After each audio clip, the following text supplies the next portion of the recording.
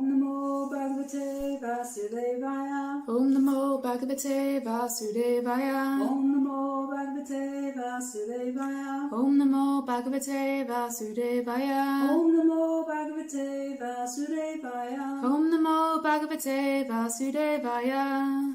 A reading from Srimad Bhagavatam, Canto 1, Chapter 6, Text 35. Conversations between Narada and Vyasa.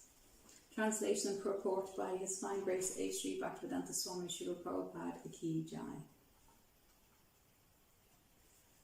Yamadivir Yoga Patai Kamaloba Hato Muhu Makunda Sevaya Yadvat Tahatmadana Samyati. Translation. It is true that by practicing restraint of the senses, by the yoga system, one can get relief from the disturbance of desire and lust. But this is not sufficient to give satisfaction to the soul, for this satisfaction is derived from devotional service to the personality of Godhead. Purport by Srila Prabhupada. Yoga aims at controlling the senses. By practice of the mystic process of bodily exercise in sitting, thinking, feeling, willing, concentrating, meditating, and at last being merged into transcendence, one can control the senses. The senses are considered like venomous serpents, and the yoga system is just to control them. On the other hand, Narada Muni recommends another method for controlling the senses in the transcendental loving service of Mukunda, the personality of Godhead. By his experience, he says that devotional service to the Lord is more effective and practical than the systems of artificially controlling the senses. In the service to Lord Mukunda, the senses are transcendently engaged.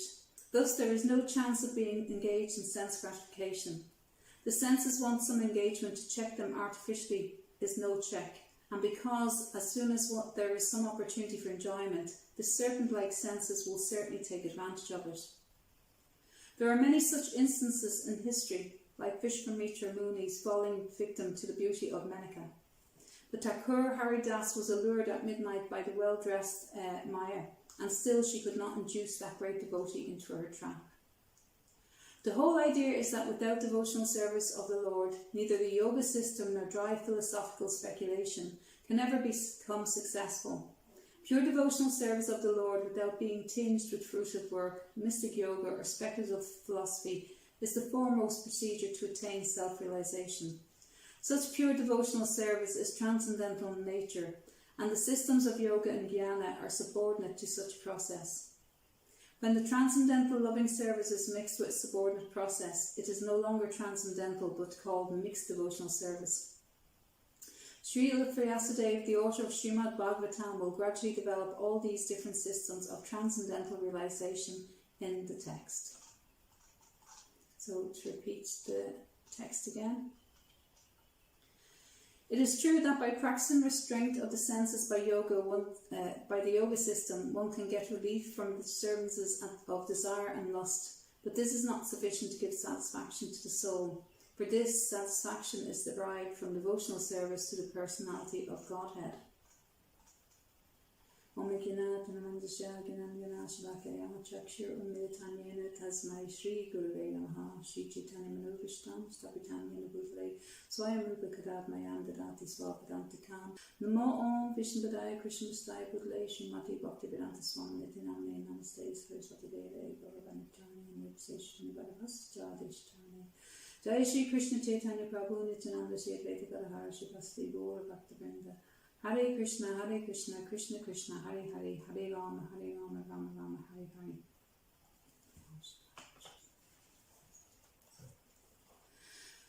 Okay, so in this verse we have some pivotal information for the progression in Krishna consciousness, and there are 4 key statements here that Narada Muni is making to Vyasadeva, and they have to be examined and understood, and they are bringing us to the total conclusion of Narada Muni's teaching to Sri Vyasadeva in this chapter. And it's been a chapter full of, I suppose, very complicated theory and very concisely put in the process of gaining pure devotional service and enlightenment. that Narada Muni himself narrated through the format of his own life story. So the first statement that we have here in the text, again, that Srila Prabhupada has given us, is the process of restraining the senses or seeking to control the senses through the practice of yoga. And that's a major topic, like you could do a 3-day seminar on that alone. The second is the motivational factor or intent to pursue such yogic practices, and they are in most situations for gaining relief or gaining some material benefit. And this is what we're talking about in terms of yoga and the yogi and the real purpose of yoga in the context of this text. Thirdly, then, there's the fact that all such practices leave a deficit in satisfaction. The soul cannot actually be fully satisfied, and it doesn't bring fulfillment from these various restraint practices and these austere practices. And Narada Muni is trying to give the conclusion as to why that deficit is there. And then Sri Vyasa, as his disciple, takes up that conclusion, and he elaborates on it throughout the Bhagavatam, and he comes to that conclusion then in his presentation. And then finally it states that the only method for gaining full satisfaction of the soul is through the process of devotional service to the Supreme Lord. And these 4 points are in themselves very complex and deep, and like in the time that we have, like you can't adequately do justice to them. Okay, so in the connection to yoga, before examining the various yogas outlined in the Bhagavad Gita, first of all, let's look at the wording that Srila Prabhupada uses at the start of the purport, and he refers to the senses as being serpents. It's really quite a strong statement, because there's some kind of people who have a propensity that they like to keep snakes as pets, and they have a fascination with serpents. But in general, if you walked up to the average man in the street and gave them a serpent, and not only that, but a venomous serpent, they'd recoil very quickly, and they would fear for their mortal lives. But like when you use the word serpent, you have to understand how lethal that connotation is, that the senses are like serpents, and then to use the word venom, which is poison, in with that again, it shows that the senses are themselves uncontrollable and quite poisonous if left to their own devices. And indeed, if we're going to follow that path of our own sense gratification, our own senses, then basically speaking, we are going to be in a poisonous condition of life, one that is lethal to our spiritual well-being, and it's definitely not going to lead us on the path of connection with the Supreme Lord or self-realization. So that's an extremely important point in connection to yoga, because yoga, by dint of the fact that there is some level of restraints in every practice of yoga, basically speaking, to restrain any level of our senses actually feels disturbing to us. We are by nature pleasure seeking as living entities, and therefore, as in the material body, we try to seek that pleasure through our material senses because we are conditioned. And then here we have the paradox that if we do that and we want some kind of enlightenment, well, the senses have to be restrained. But then to artificially restrain the senses, as Prabhupada is outlining, is technically not the process that will work for us, especially in this age. So Bhagavad Gita clearly defines yoga and what is yoga, and indeed Bhagavad Gita from the start to the beginning is a book that is very much about yoga. And some people, therefore, they take the Bhagavad Gita to be a book that is telling them how to reach some esoteric platform, or how to be, a cool, tuned-in yoga practitioner. But in essence, Narada Muni is saying that all yogic systems do not result in the process of bhakti. And yet, in Bhagavad Gita, all those yoga systems are spoken about, so we need to have a look at that. And the path of devotional service is the only one that will actually satisfy the soul. So yoga is described as beneficial in certain senses throughout the Bhagavad Gita, but it's simultaneously insufficient. So there is a little bit of a duality there on face value, and if you're taking the teachings of the Bhagavad Gita at a very kind of, I suppose, superficial level, or a level of kind of non-devotional analysis or analytical kind of critique. And that's because knowledge needs to be coming in a way that is bona fide, and you need to actually understand that you haven't got the right, the intelligence or the spiritual wisdom to interpret Krishna's words as they are, without having some level of humility within you, or surrender or bhakti. And there are so many versions of Bhagavad Gita out there, and Prabhupada, he actually went to the great level of putting that title Bhagavad Gita as it is. And there's one, I'm very attached to this, you would think I was so attached that I remember the date, but I can't remember the date. There was one lecture that Prabhupada speaks, and he speaks so pertinently about, stop interpreting Krishna's language. Don't think that you can kind of paste over Krishna with some mundane interpretation, or what you think in your kind of limited capacity Krishna is saying. And he says these words, let Krishna speak for himself. And this is what Prabhupada is trying to do. And he never changed that. What he has done, he's added some clarification so that he could train us in the purports, but Krishna's words are unchanged. So let's start with the common secular kind of understanding of yoga. And most people are aware of yoga from a physical exercise perspective, and indeed it's presented in so many different guises, as exercise, as meditation, balancing your energies, restoration, some celebrity chic thrown in there, and even like you'll hear claims of extending and enhancing sex life, and as if that was needed in any way, like as if people need to actually follow some great practice to try squeeze some extra enjoyment out of some sense gratificatory process, and it's unneeded. But understanding that this yogic concept and the purpose of yoga is vital for us within the ISKCON movement, because if we're going to adhere to Prabhupada's mission of preaching as a movement, and this is what we're faced with, we need to be very clear that we're preaching bhakti yoga, devotional service to Krishna. And even within our own movement, there's some attraction there for anything that has the yogic tag to it, or that anything that has kind of, some kind of yogic sentiment to it. There is an attraction there. You can see that there's vast amount of people practice yoga, there's vast amount of people who like to kind of engage with the cohort of people that are involved with yoga, and we also have to be very careful about that. And it's usually kind of brushed over with a possibility of preaching opportunities, where actually if it's a natural attraction, well then we're actually naturally attracted there. There's some kind of sense, enjoyment in circulating in that area, and that's valid. My husband likes to garden, so like if he's preaching to gardeners, that's fine, as long as he preaches the philosophy of Prabhupada and doesn't get involved in just talking about, the whole mundane processes of gardening without ever mentioning that it's, as a devotional offering to Krishna. So realistically, there's no possibility of preaching anywhere if we don't make sure that we keep strict in that process. And there's a very real danger for a devotee without the correct fund of knowledge.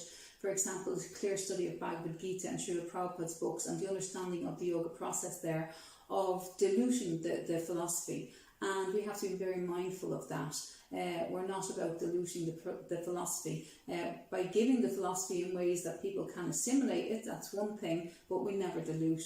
And so we need to understand that when we're promoting things such as kirtan yoga, for instance, and that we're actually not getting into any other side track, that we're giving the mantra and we're giving the melody, but the straight philosophy as well. The reason we're chanting this mantra is actually for the satisfaction of the Supreme, and so that we can be in direct communication with Krishna as marginal energies, but we're in direct, there's no difference between Krishna and his holy name. So for sure, we can use some kind of preaching techniques, but we do have to be very careful there.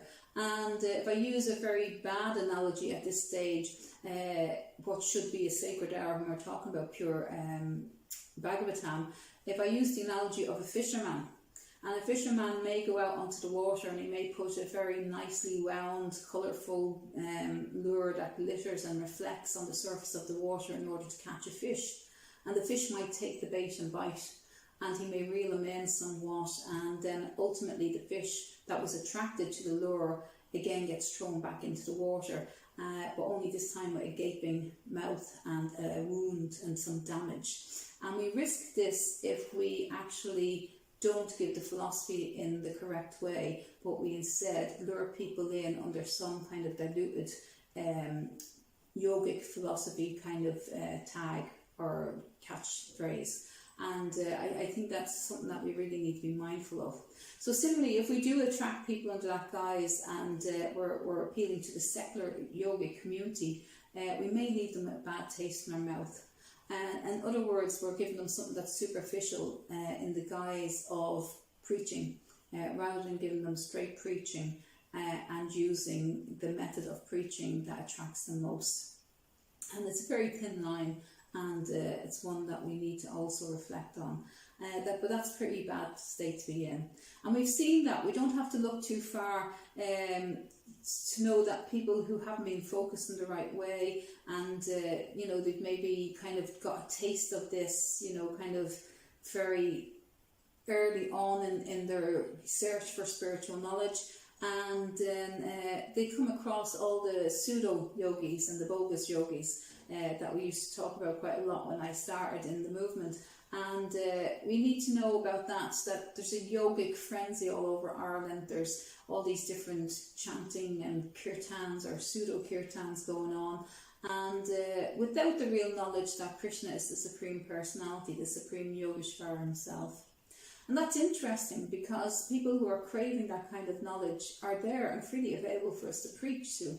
But actually, because of their material desires, or because of our lack of confidence, or maybe because we don't strictly stay within the format that Srila Prabhupada gave us, we're actually probably not capitalising on that preaching potential.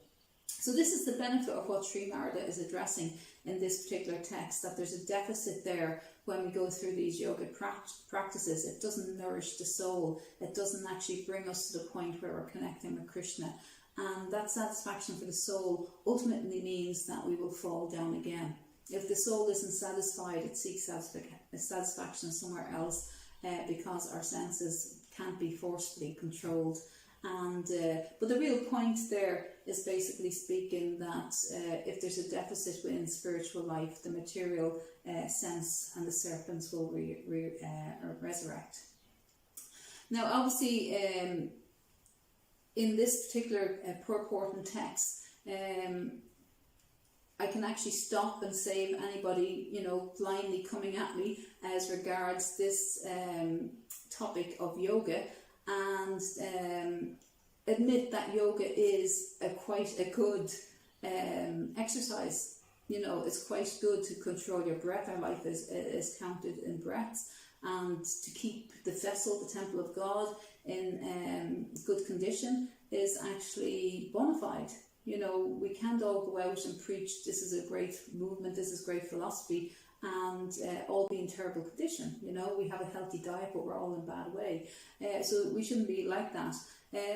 But it's like to stick to the philosophy and the way that we were taught to preach.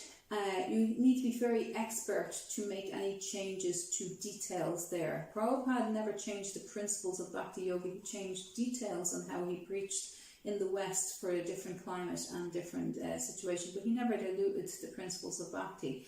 So this week we had a great feast for Lord Nrsimhadev, and everybody knows you were cooking some preparation in your household or in isolation or wherever we were. I know that we did here. And basically speaking, most people who be cooking is going to follow a recipe. And that recipe, basically speaking, is given down from master chefs who have developed it over time. They've tried and tested it, and it works. And you have to be on a certain platform or certain level to be able to go and off the recipe and to be able to cook something that is of a par, of the same quality and standard, and that actually has all the potent active ingredients in it, and that makes a nice dish. So although it's a strange analogy, our preaching should be like that. We should actually make sure we stick to the principles, and we should be confident in following the recipe or the prescription that Prabhupada has given us for preaching this Bhakti movement. And we shouldn't be too quick to think that we're all master chefs here. We shouldn't be all thinking that we're all able to go off on a tangent and preach in any old way. Even when we have innovation within our preaching, we do have to be very, very careful. I suppose that's why I have an attraction for the kind of festival that Tribhuvan Prabhu used to put on, where we had an attraction. There was some colourful goings on that people were attracted to, music and song, and they could sing. But there was also some artistic endeavour, and then we had straight philosophy. And then people then also satisfied their tongue afterwards with kirtan and then with prasadam, and then they could inquire further with questions and answers, or they could buy a book and go home and think about it. Now, it happens in other places as well. The focus is on the Maha Mantra and the philosophy, but we give it in a digestible way. It's like buying a cupcake, we put in a nice wrapper and we put a cherry on the top. That's fine, but essentially the ingredients in the cupcake are there.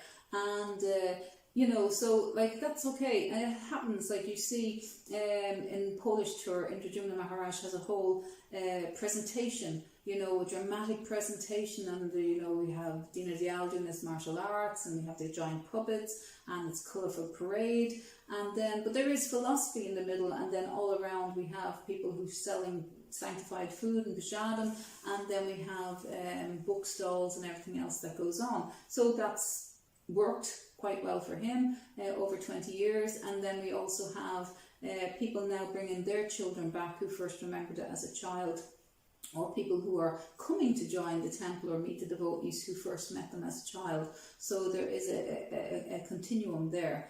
And then over the last few weeks in lockdown, and obviously in live sessions prior to that, we have Satyananda Maharaj, who is looking at the meditative process and meditating on the Maha Mantra, our main source of communion with Krishna on a daily basis, irrespective of your different devotional services outside of that. And it's getting us to focus on the Maha Mantra, every syllable, every word, and imbuing that with as much pleading and calling out for mercy as we can. And he actually is preaching in this way. And then we have Riddhananda Maharaj or Krishna Chaitanya Maharaj, who use their skills in preaching in academia, for instance. And there's so many other ones, like Shivaram Maharaj, who's using this kind of life bites and social media tactic, looking at making statements about common issues that mankind are facing, and but always bringing it back at the end of the 5 minutes. You had to have it down to a T, but at the end of this clip, always bringing it back to devotional life. And he reflects on his life as a monk in that. So there's so many people who have developed different styles, but they're confident in their preaching. But for people who are neophytes in preaching and just are kind of going to hop on one bandwagon or the other, I think we do have to actually think about that. I'm not really a great fan of the Trojan horse movement so much, because at some stage you have to come out of the horse, and if there's nobody there after you, they think the horse is just a horse and they're worshipping the horse, but then they never wait for the people to come out. Basically speaking, we lose that chance, and it may be somebody's only chance to meet the devotees for a long, long time. So we have to be very careful in that. But coming back to the text, then we have to look at really the fundamental purpose of yoga. And yoga is a 2-syllable word, and you'll find people interpreting it different ways. But yoga means to relink. It's kind of like religio. It's to relink with the Supreme Personality of Godhead, to relink with God, to bring us closer to God. And at the fundamental platform, we see people talking about yoga in terms of a bodily connection. We'll actually control our bodies through asanas, and that's also there in the Eightfold System of Ashtanga Yoga. And but also people then try to control their minds through some mystic cities or some great meditation. And but what is the ultimate description that Krishna gives us in Bhagavad Gita? And there in like we look at the yoga ladder between chapters 3 and 6, but actually the beginning of this process starts when Krishna describes the living entity, and then at the end of chapter 2 he's talking about the different processes and people entering into the stage of karma kanda, karma yoga like this. And then it doesn't stop at chapter 6, of course, because we go on to the yoga of the supreme, and there's different stages where he's talking about the yogis when they're leaving their bodies, and all different types of yogic commentary all the way through Bhagavad Gita. And but it's the intent, the motivation that distinguishes the path of yoga, no matter which it is, and the end result. And if you go to a yoga class just to kind of lose muffin handles, or to gain some muscle kind of structure, or to retain your breath and live a healthier life, that will be your end result. If you engage in a yogic practice with the aim of actually attaining God consciousness, that is actually the intent that will drive your yogic focus, and that is actually the difference between somebody who is just basically speaking, running in time, or actually climbing the yogic ladder. And then we have fast track and we have slow process in that as well. So in the Agni Purana it says that yoga is described as a perfect union between the Atma and the Paramatma, the localized aspect of the Supreme. And it's also confirmed by Srila Prabhupada in the 6th canto of Bhagavad Gita, where he's saying that anything passing as yoga without having that principle of reconnection with Krishna is actually false. And Prabhupada writes this in his purport. And he says this is not yoga, it's like false, this unartificial restraint for any other purpose other than connection with Krishna. Now, again, as I said, I don't need an uproar from everybody else and to say that yoga is perfectly bona fide and everything like that. Yes, it is as an exercise, but we need to actually look beyond that, and with a higher knowledge and with a better fund of knowledge on the principle of yoga, that if it's for any other purpose than connection with Krishna, well then merely it's a yogic exercise. And it doesn't matter whether it's a mental gymnastics, whether it's involvement with energy, we're all energetic beings, or for any other reason, it is actually not the pure intent of yoga. Now, as a therapeutic method, it's fine, I use it myself, but the thing about it is, the real purpose of yoga in the Bhagavad Gita has a more fundamental point, and that is to connect with Krishna. And in Bhagavad Gita chapter 15 it mentions that when we're talking about exhaling and intake of breath and controlling the different aspects of body posture, it says that we are Ishvar. Krishna used the word Ishvar, and that means minor controllers of our own material body. But actually we can't even fully do that. It doesn't matter how proficient you are, and we have some great examples even of devotees that I know who are excellent yogic practitioners, but we can't fully control the body. It doesn't matter how many years we're doing it, we can't fully control the body. So the body actually suffers from being linked to our emotional psyche. And basically speaking, so something pulls at your heartstrings, you can't stop tears from falling.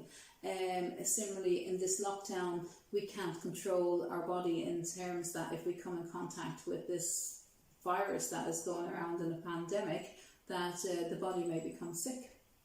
And we certainly can't control the body if we want to go to the bathroom. It doesn't matter how many times or many hours or how long you can hold any specific pose, you're still going to have to go to the bathroom.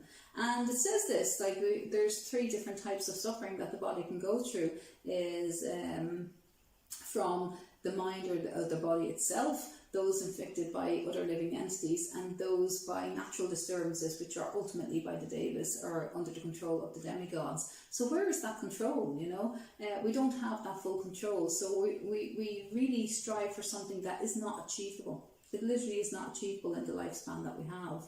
And again, even with focus meditation and tapasya, we can't say for the general masses that that's a process they can follow. So within that, Narada Muni says it won't satisfy the soul. So why is that? So again, in Bhagavad Gita we encounter descriptions of Krishna that he's given in terms of the yoga ladder. And the first path is actually to realize we're human. That's actually a path on the yoga ladder, that actually we're actually in a human form of life. But inside that, we're a living entity. We're actually spirit soul. Before we even start getting into any processes, we need to come to that platform. And then the other part is looking at the progressional route. Now, there's two things that we want to acknowledge here, is that Coronation Mataji, who actually gave a very elegant presentation of this on Monday in class, to my horror, because I knew I was getting this text. She mentioned the yoga ladder, and we have been reading and hearing from the very many speakers here of how much information Narada Muni has been given us about this elevation to God consciousness, and how he himself had gone through that process. The progressional path that's mentioned on the terms of the yoga ladder, while I will be repeating some of what she said, hopefully somewhat conclusive, but there's no harm in hearing this over and over again. We can become quite blasé that we've actually read this and we understand it. And actually, I remember doing this some time ago, and yet when I go back over, I'm thinking, I can't remember that, I have to look that again. So we need to actually be looking and revisiting at this all the time. And one thing that we need to understand is that certainly when I was a young devotee, people used to talk about karmis, and they're talking about karmis like, they had some terminal disease, and that it was contagious, in that sense. And we used to talk about it in an abysmal way, rather than having a great fund of knowledge from the Bhagavad Gita, because most of us were young and we hadn't even studied Bhagavad Gita to any great extent. And we need to know what that process is and where karma fits into that, and get away from that idea of just asana and mind control or performing some mystic city. We need to understand the role of action, everyday action, normal action, and how does that fit into the yoga ladder. And this is where we're going to start. Whenever we're looking at people who are starting off in action, the body is naturally active. We need to understand that there's certainly prescriptions within the Veda of how people should act as humans, how we should act. And this forms the whole kind of Karma Kanda section of the Vedas. And we should be at least trying to elevate ourselves to the platform of being human, or good human, at the very least. And this concept that's been given to us as a yogic ladder implies that there is some progression. Now, I was working on ladders this weekend with my husband, recovering a greenhouse, and at our age it nearly killed us, but up a ladder, and there is this concept that you want to get to a certain height, you want to get there. So to presume that you're on a rung of a ladder means that you're somewhere on a journey, and most people don't get past that idea. Most people get stuck in this idea that I'm actually perfecting my yoga, as in just the yoga, the exercise, or I'm perfecting this aspect of it, but there is no progression. So there is a passageway, and we need to be actually focused on understanding this when we're preaching to people. So in Bhagavad Gita chapter 2, as I said, we're talking about getting free from samsara, getting free from this bodily concept of life, and understanding the nature of the soul, and we're part and parcel of Krishna. Now on that basis alone, one has to consider where that lowest rung is, and this is a huge mistake that people make, because we presume that somebody's practicing karma yoga, they're not making any progress, and that's obviously not the case. If somebody's practicing the right kind of karmic yoga, they are certainly making progress, as stated in Bhagavad Gita, but we need to understand the nature of that. So again, if I use an analogy, about this progression, if you were in a shopping centre and they had an escalator, and somebody tried to get on that first step, sometimes a bit dodgy getting on the first step, but if you get on the first step, think of how much gymnastics and physical effort and how much focus would have to be on to stay at the same position. In other words, to constantly be on the first step. You may get very physically fit, you may actually be in very good control of your physicality to do that, and your focus might be to do just that, stay on the first step. But you have to acknowledge somewhere along the line that you're not making much progress up the escalator, you're not going to get much further. And similarly, somebody who's a jnana or is seeking knowledge might actually get halfway up the escalator and start peering over the rail and looking at how much knowledge they can gain about the layout, the floor planning, how many shops or units that are there, but still not getting them to the top floor. So where we want to be getting people to focus is that actually getting to the top of the ladder, what is the goal, what exists at the top ladder or the top floor, is the format of our preaching. And that format, as Narada Muni has said, is actually service, the supreme devotional service, or bhakti yoga. So what gets us there? Okay, it's a logical conclusion, a weird analogy, but a logical conclusion that we need to be actually encouraging people to make progress. And this yoga ladder that Krishna gives us in the Bhagavad Gita is certainly a prescription for doing just that. In that connection, Srila Prabhupada explains that the ladder at the lowest rung is called Yoga Rurukshu, and that means that you're at the bottom stage, and then the highest is called Yoga Rudra, and it's the highest form, and that means that you're coming to the topmost level of spiritual realization. And the progression from the material to the spiritual is an evolution. But similarly, Prabhupada has always told us that it could happen in an instant. It could happen just like that. Once you had Krishna on the tip of your tongue and pure consciousness, it could happen like that. So this idea that you're down there and then up here is a bit of a movable feast unless you're solely fixed through all of those progressive paths. And this is why we need to study what Krishna is saying in this part of the Bhagavad Gita. Okay, so it starts at Karma Yoga and proceeds through jhana, and jhana, and then bhakti yoga. And prior to karma yoga, it's just karma. It's just like karma kanda. We're just doing what we think is kind of work that needs to be done according to prescribed duties and not with the spiritual intent. And yoga presumes that there's a link. So you'll find Krishna, when he's talking in the Bhagavad Gita, he talks about the jnana yogi, or you can have just jnanis, but the yoga part is missing. They just want knowledge for the sake of knowledge, but they're not making that connection between, the supreme and their gaining of knowledge. So it's a futile activity. And there's, basically speaking, karma kanda, which is going to generate reaction. You're just following kind of routine activities, and it's action and reaction. And then we have a look at karma yoga. Karma yoga is really, you have sakama and nishkama, and sakama is going to actually generate action because there's a material motivation there. The motivation is for this pleasing of I, the sense of yourself, my wants, my needs. And even in nishkama karma yoga, there's like 2 levels that we need to have a look at. And but it means that, basically speaking, you're not really going to be thinking of the I. That the purpose to it, that you're not the body, that you're not attached to the fruits of your labor. And but karma in itself, you have karma, fit karma, and akarma.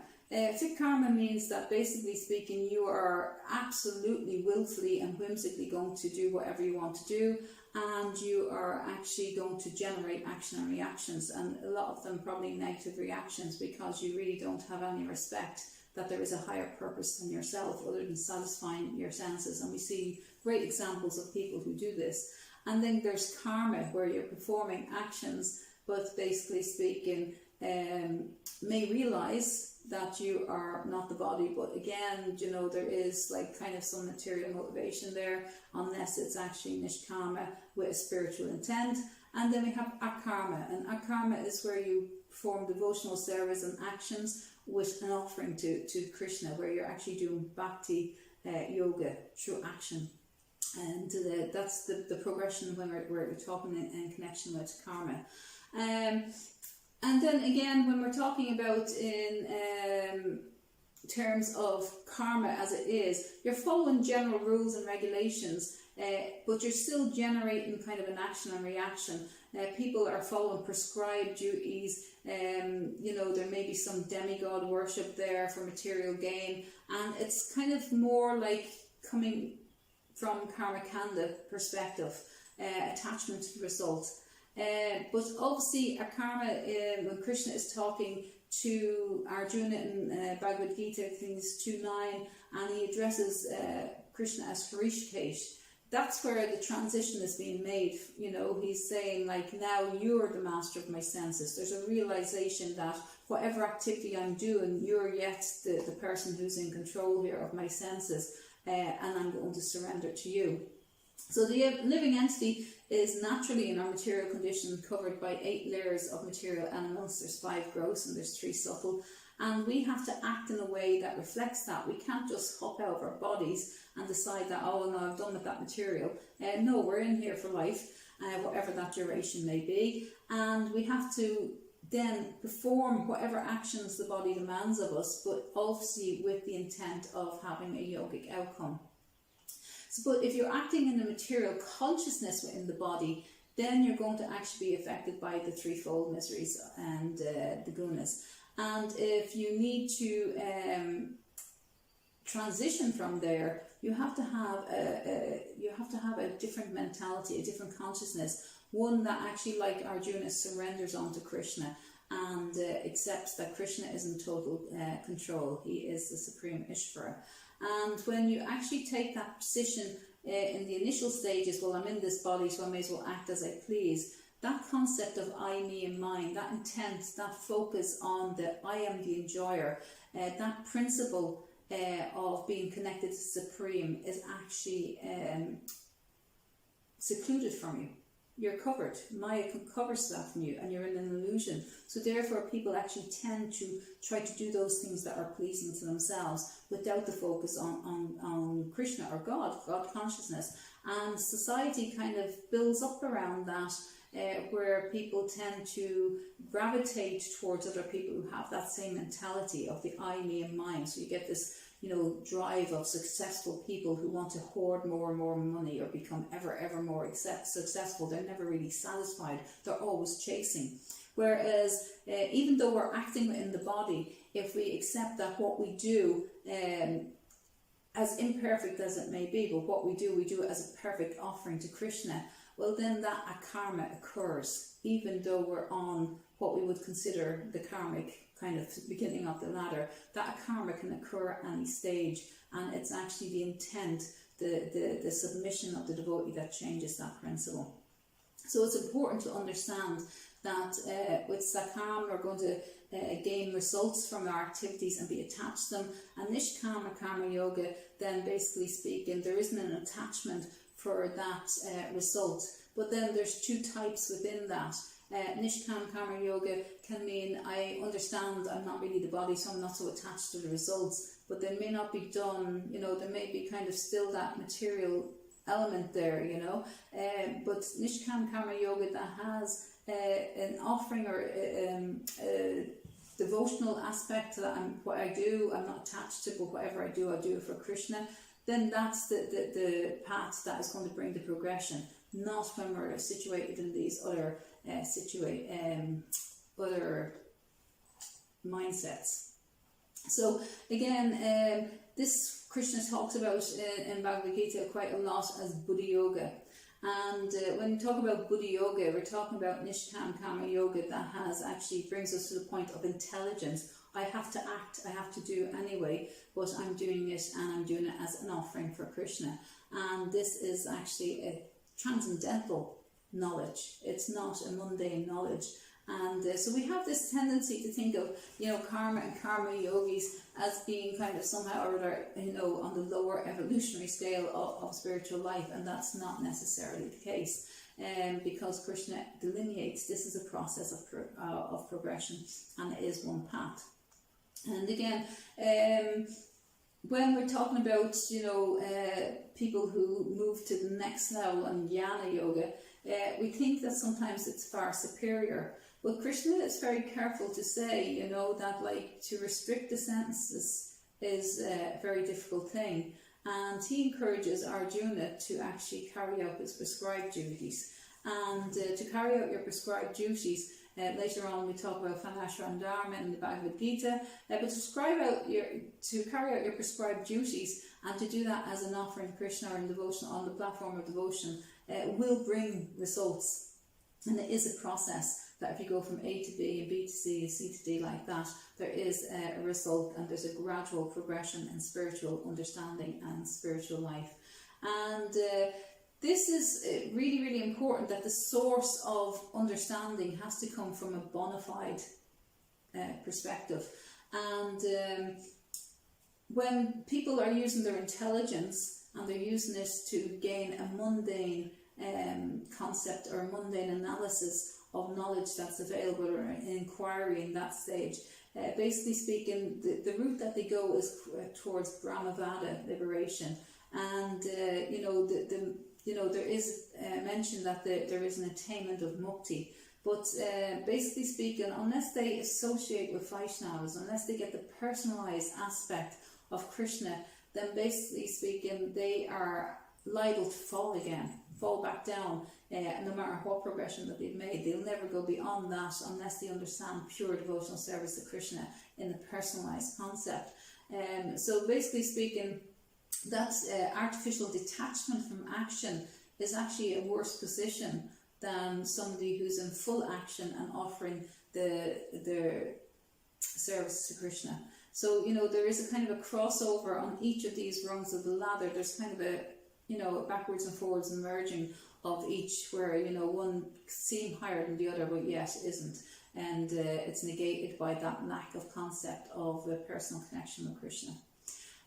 So Narada Muni or Lord Chaitanya himself didn't get influenced by that kind of Mayavada, that impersonal concept. And the reason they didn't is because of the focus on the personal aspect, that hankering for Krishna.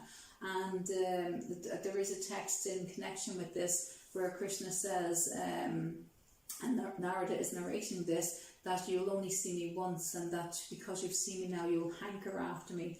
And Lord Chaitanya did the same thing. He had this hankering for Krishna, even though he was in close association with impersonalism. That didn't ever have an effect. And of course, he was Krishna himself, and he's shown us a demonstration of the difference.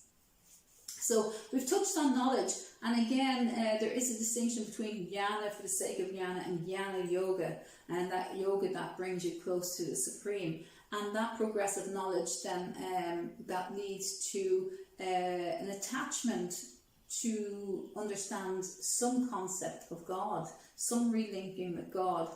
And but it's important to realise that bhakti can again manifest anywhere along that continuum. And there is Krishna saying in Bhagavad Gita that he would, according as you surrender to me, I'll reciprocate with you. That reciprocation is there, and it's promised. When Krishna says something in the Bhagavad Gita, I don't think we often think about this, and it's something that I kind of pull myself up on all the time. If Krishna says it in the Bhagavad Gita, it's kind of like a written contract. If you go to a court of law and they say, well, was there, kind of anything there, and somebody says, oh, I didn't actually get it written down, or there was a verbal agreement, there is a contract there. So Krishna is saying, if you surrender to me, I'll reciprocate, so that he's made a promise, and we have to understand that when Krishna makes a promise, he doesn't break his promise. So we shouldn't take these words when we're reading Bhagavad Gita and just say, oh yeah, I've done Bhagavad Gita 3 times, or I'm studying Bhagavad Gita. No, we should really read it, Krishna is saying this, and Krishna does not break his promises. So this is really important. And similarly, if a pure devotee says something, Krishna will fulfill that, because he doesn't ever renege on what he's promising to his pure devotee. So we shouldn't take these words very lightly. So Krishna is saying, according to as you surrender, and surrendering that intelligence to him, and he'll reciprocate with us. And so we have to make the next step. We have to make that surrender. So there is a term there, Fya, Vasai, Mika, Buddhi, so that we have to actually, make that surrender to him. And there is a formula